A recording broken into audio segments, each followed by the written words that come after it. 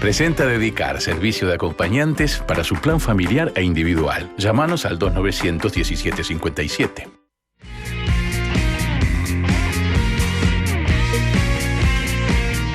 Último tramo, amigos, de este encuentro de la tarde en casa. Le agradecemos especialmente la visita al señor ministro Pérez Marrí, que es el presidente de la Suprema Corte de Justicia.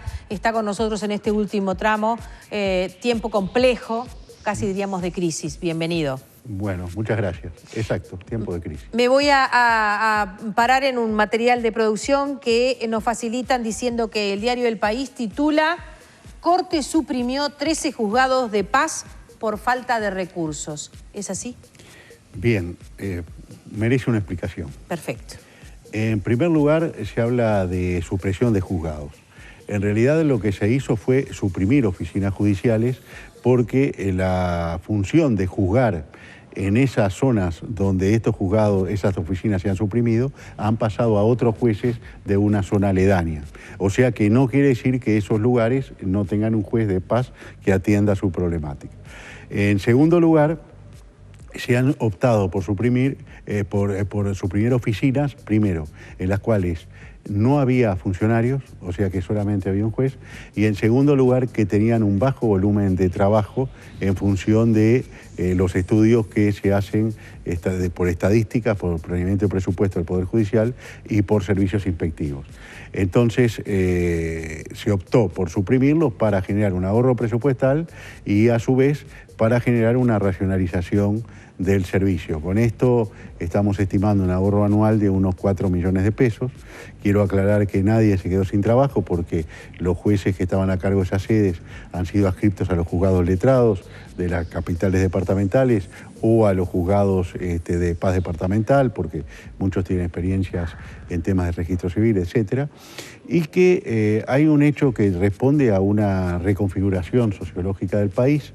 Yo siempre recuerdo a Estramín, ahora se nace y se muere en la capital. Entonces, ahora las personas nacen, mueren, estudian en la capital y estos pequeños pueblos van quedando con una actividad bastante reducida. Es decir, en otras áreas está el debate sobre la actividad de las sucursales del Ministerio, del BROU, ¿verdad?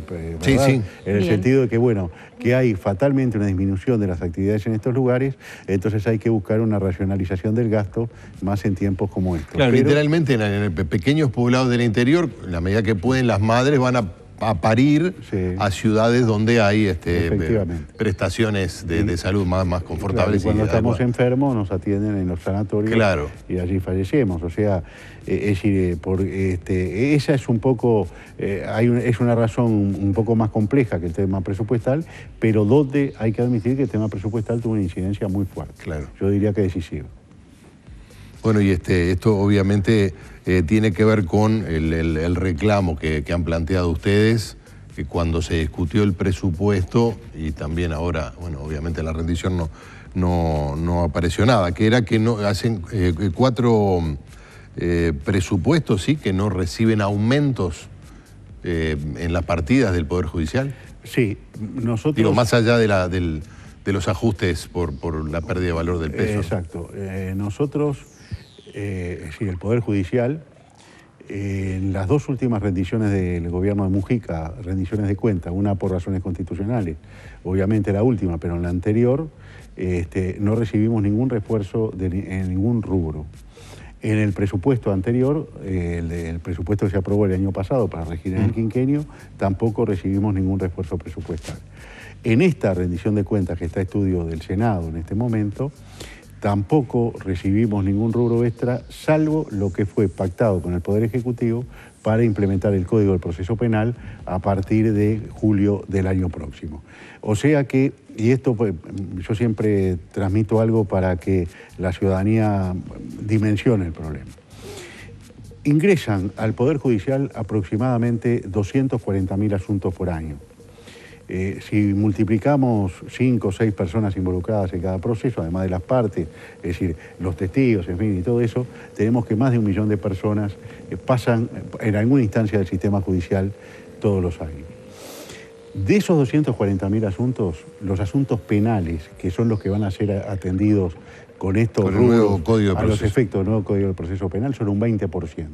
El otro 80% son asuntos tan importantes como penal, como puede ser familia, los juicios laborales, los juicios civiles, los juicios que tramitan ante los juzgados de paz. Entonces, en este momento el Poder Judicial tiene una situación en la cual tiene prometido un refuerzo de rubros vinculados a la implementación de un nuevo sistema procesal penal, pero que el grueso de su trabajo, este 80%, se tiene que mantener con valores del año 2010.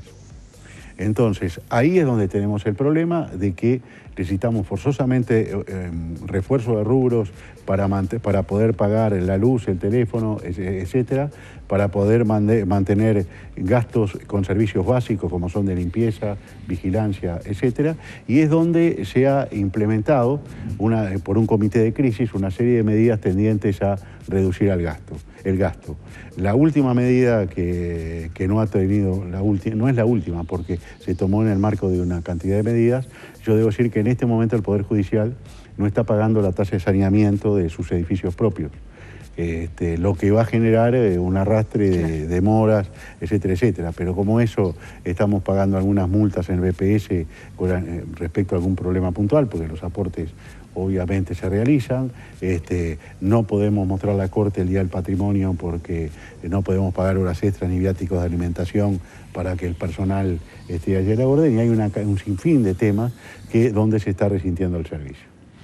Ministro, ¿quién pauta esta nueva reglamentación en la cual los señores forenses tendrían que presentarse en los juzgados por lo menos 2 horas por día?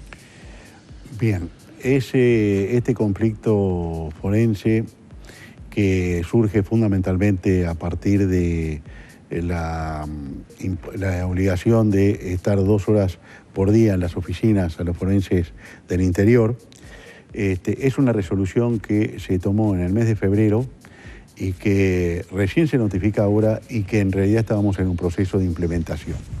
Inmediatamente que los señores forenses anunciaron el conflicto, se les envió un correo electrónico donde se les dijo que esto no estaba vigente, que se estaba dispuesto a conversar respecto de la entrada en vigencia. No obstante, el conflicto se disparó igual y al día de hoy nosotros la información que tenemos es que el conflicto creo que termina en el día de hoy y que se está a la expectativa de un pedido de entrevista que me harían a mí como presidente de la Corte a los efectos de poder reanudar el diálogo. Es decir, el diálogo la Corte nunca lo cortó, se manifestó que se estaba dispuesto a hablar del tema y bueno, cuando los señores forenses pidan la entrevista, como a todo el mundo que me pidió una entrevista, se la vamos a conceder de inmediato y esperemos de comprimir el problema. Para que lo repita nomás porque me parece importante, porque ayer estuvo el vocero de los forenses. Usted dice que cuando se enteraron de este paro por 48 horas, le mandaron un correo electrónico a los forenses diciéndole que eso no estaba vigente. Exacto, y que eso más allá de los otros reclamos que tengan. Eso era un tema de conversar. Y quiero decir que uno de los elementos que ha surgido es el estado en que están las morgues en el interior. La Corte ha pedido un relevamiento de todas las morgues del interior ya hace varios días, que está pronto en este momento, o sea, mucho antes de que este conflicto se desatara. Yo quiero señalarle a la población cuál es la situación de las morgues del interior. Las morgues del interior funcionan en los cementerios o en los hospitales porque el Poder Judicial no tiene dependencias adecuadas para ello.